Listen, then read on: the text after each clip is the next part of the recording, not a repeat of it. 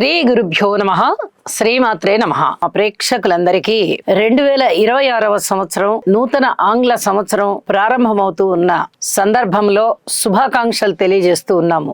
ఇన్ని సంవత్సరాలుగా మా ఛానల్ ని ఆదరిస్తూ ఉన్నటువంటి మా ప్రేక్షకులకి ప్రత్యేక ధన్యవాదాలు కూడా చెప్తూ ఉన్నాము. 2026వ సంవత్సరంలో జనవరి 4వ తేదీ నుంచి 10వ తేదీ వరకు గల కాలానికి రాశి ఫలితాలు ఏ విధంగా ఉన్నాయి అనేది ఒక్కసారి పరిశీలన చేసుకున్నట్లయితే, గురు చంద్రుల యొక్క కలయిక మిథున రాశిలో జరుగుతోంది. కేతువు గారు సింహ రాశిలో ఉన్నారు. ఇక బుధ శుక్ర రవి కుజ ఈ 4 గ్రహాలు కూడా ధనస్సు రాశిలో ఉన్నాయి. రాహు గారు వచ్చేసి కుంభరాశి, శని గారు వచ్చేసి మీనరాశి. గ్రహస్థితులు ఇలా ఉంటూ ఉండగా వారాంతంలోకి వచ్చేటప్పటికి చంద్రుని యొక్క స్థితి మాత్రమే మారి ఉన్నది, కన్యా రాశిలోకి వచ్చి ఉన్నది. ఇక గ్రహస్థితుల యొక్క అలాగే సమ్మేళనాల యొక్క ఫలితాలు ఏమిటి అంటే, గురు చంద్రుల యొక్క కలయిక గజకేసరి యోగాన్ని తెలియజేస్తుంది. మనకి వార ప్రారంభపు రోజునే గజకేసరి యోగం ఆరంభమై ఉన్నది. ఇది చాలా అద్భుతమైనటువంటి గ్రహస్థితిగా తెలియజెప్పచ్చు. గురుచంద్రుల కలయిక ఏ రాశి వారికైనా కూడా చాలా మంచి గజకేసరి యోగం అంటాం కాబట్టి ఆ 2 గ్రహాల కలయికని, ఇక ఈ గజకేసరి యోగం అనేది చాలా అద్భుతమైన ఫలితాలు ఏ విధంగా ఇస్తుంది అంటే, 10 మందిలో ఉన్నతంగా ఉండేటట్టుగా, ఉన్నత స్థితికి ఎదిగేటట్టుగా, ఆర్థిక పరంగా, కీర్తి ప్రతిష్టల పరంగా, ధనము పరంగా చాలా చాలా అభివృద్ధి కనిపిస్తూ ఉంటుంది. అలాగే గోచారంలో అంత చాలా గొప్ప ప్రభావాన్ని చూపించకపోయినా జన్మ జాతకంలో ఈ గురు చంద్రుల కలయికలు ఉన్నవారికి గాని, గురు చంద్రుల దృష్టులు ఉన్నవారికి గాని, లేదా గురువు గారు చంద్రుడు ఇద్దరు ఒకరినొకరు కేంద్రాల్లో ఉన్నవారికి గాని చాలా చాలా అద్భుతమైన ఫలితాలు వస్తాయి. ఇక ఇక్కడ చూడండి, ధనస్సు రాశిలో బుధ కుజ శుక్ర రవి 4 గ్రహాల యొక్క కలయిక జరుగుతుంది. అయితే ఈ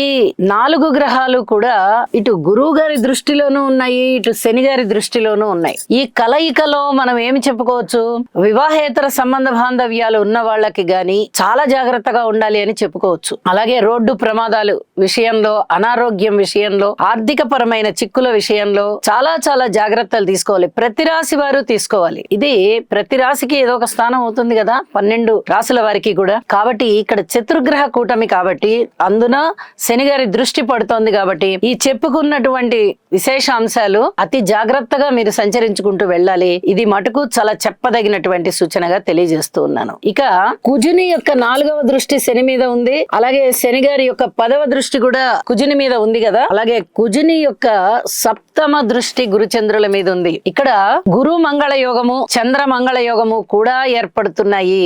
కాబట్టి ఈ సంవత్సరం ప్రారంభంలో ఏర్పడుతూ ఉన్నటువంటి ఈ యోగాలు ఏ రాశి వారికైనా సరే జాగ్రత్తలు తీసుకోవాలి అనే చెప్తూ ఉన్నది.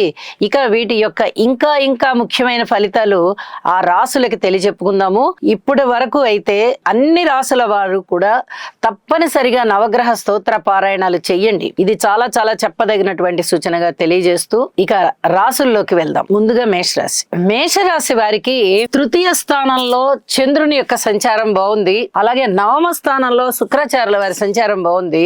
ఇక లాభ స్థానంలో రాహు సంచారం బాగుంది. 3 గ్రహాల యొక్క ఉనికి ఎప్పుడైతే బాగుందో ఇది సాధారణమైనటువంటి యోగమే అయినప్పటికీ 3 గ్రహాల అనుకూలతలో రాహు అనేటటువంటి పెద్ద గ్రహం కూడా ఉన్నారు కాబట్టి దీర్ఘకాల సంచారం చేసేటటువంటి గ్రహము లాభాల బాటలో ఉంటారు. ఇది చెప్పదగినటువంటి సూచన. అలాగే అన్నదమ్ముల యొక్క సహాయ సహకారం ఉంటుంది. ఇక కుటుంబ విషయంలో చాలా చాలా ఆరోగ్యంగా ఆనందంగా ఉంటారు. కుటుంబ విషయంలో వ్యక్తిగతంగా వచ్చేటప్పటికి అనారోగ్య సూచితం కనిపిస్తోంది. పిత్రార్జితాలు ఏవి కూడా చేతికి వచ్చేటటువంటి పరిస్థితి కనిపించట్లేదు. దూర ప్రాంత ప్రయాణాలకైతే వెళ్తారు. ఇంకా ఈ దైవ భక్తికి సంబంధించి బాగా భక్తి పెరుగుతుంది. అన్యోన్యమైనటువంటి దాంపత్యం భార్యాభర్తలకి తక్కువగా కనిపిస్తోంది.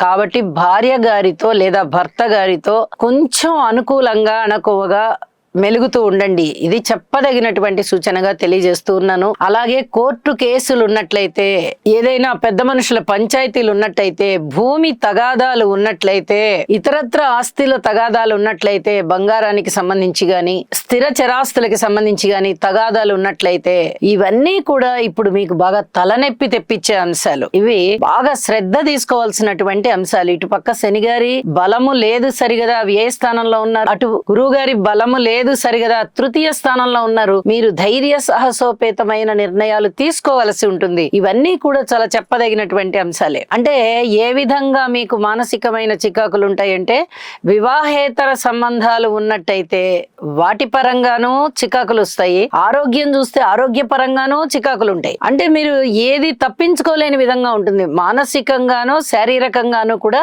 బాధ కలిగించే అంశాలు ఉంటాయి. ఇక్కడ అటువంటి పరిస్థితి కనిపిస్తూ ఉంది. గురువు గారి దృష్టి ఉంది కదండి, మనకి మంచి జరిగే అవకాశం ఉంది కదా అంటే, ఇదే స్థానంలో నవమ స్థానంలో కుజుడు కూడా ఉన్నారు. వారి మీద కూడా శని గారి దృష్టి ఉన్నది. శని గారి దృష్టి 4 గ్రహాల మీద ఉంది. ఇది చాలా ఇబ్బంది కలిగించేటటువంటి అంశం. కాబట్టి ఆరోగ్య రీత్యా కానీ, ఈ వివాహేతర సంబంధాల రీత్యా గాని, ఆస్తి తగాదాల రీత్యా గాని పూర్తి శ్రద్ధ తీసుకోవాల్సిన పరిస్థితి ఉంటుంది. అన్ని గ్రహాలకి కూడా మీరు స్తోత్ర పారాయణాలు చేయవలసిందే. అలాగే సుబ్రహ్మణ్యేశ్వర స్వామి వారికి పుట్టలో పాలు పోయండి. సుబ్రహ్మణ్యేశ్వర స్వామి సేవ చేయండి. ఏదో విధంగా ఆలయానికి సేవ చేయండి. సద్గురువులు ఉన్నట్టయితే మీరు వెళ్లి వాళ్ళ సద్గురువుల యొక్క ఆశీస్సులు తీసుకోండి. ఆశ్రమాలు దర్శించి రండి. ఇవన్నీ కూడా ఎందుకు చెప్పదగ్గ సూచనలు అవుతున్నాయి అంటే, గ్రహ బలాలు పూర్తిగా తక్కువగా ఉన్న కారణం చేత. వారాంతంలో కూడా వేరే ఇతరత్ర గ్రహాలు మారాయంటే, ఒక్క చంద్రగ్రహం ఒక్కటే షష్ఠ స్థానంలోకి వచ్చి ఉన్నది. ఇక్కడ తృతీయంలోనూ చంద్రుడు మంచి మేలైన ఫలితాలను ఇస్తున్నారు. అలాగే షష్ఠ స్థానంలో కూడా ఇస్తున్నారు. ఇంకా కొంచెం మీ కృషి ఏదైతే ఉందో ఆ కృషిని ముందరికి తీసుకువెళ్తూ విజయావకాశాలను ఇస్తున్నారు. కాబట్టి ఇక్కడ చంద్రుడి వల్ల వారు మారి ఉన్న సంచారము బానే ఉంది. అయితే వారాంతంలో శని గారి దృష్టి చంద్రుడి మీద పడుతోంది కాబట్టి మానసికమైన అశాంతి కూడా ఉంటుంది. ఇవన్నీ కూడా మీకు చెప్పదగ్గ సూచనలుగా తెలియజేస్తూ, ప్రతి డివిజన్ వారు కూడా జాగ్రత్తగా ఉండండి. 4 గ్రహాల యొక్క కలయిక జరగడము గాని, శని గారి దృష్టి ఉండడము కానీ, ఇవి రెండు కూడా ఇబ్బంది పెట్టేటటువంటి ఫలితాలే. కాబట్టి కొంచెం జాగ్రత్తగా ఉండండి. దైవ ఆరాధన చెయ్యండి. దైవ ప్రార్థనలు చెయ్యండి.